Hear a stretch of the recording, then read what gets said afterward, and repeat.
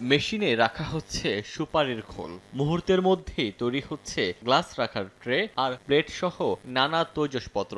আর এসব বিক্রি করেই এখন স্বাবলম্বী এই যুবক।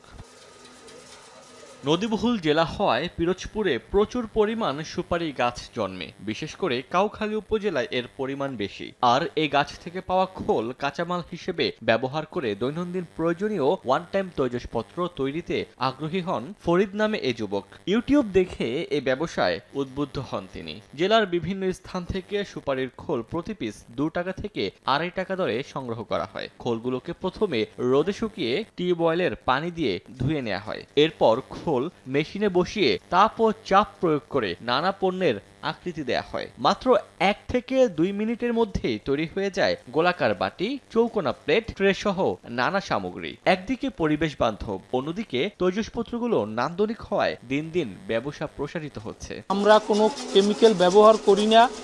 কেমিক্যাল বলতে আমরা যে প্রথম আমরা বাগান থেকে সুবরির পাতা বলি, খোল বলি, এটা পরে থাকতো, এটা নষ্ট হয়ে যেত, এটা মানুষ লাকড়ি হিসেবে ব্যবহার করতো, কোনো কাজে লাগাইতো না।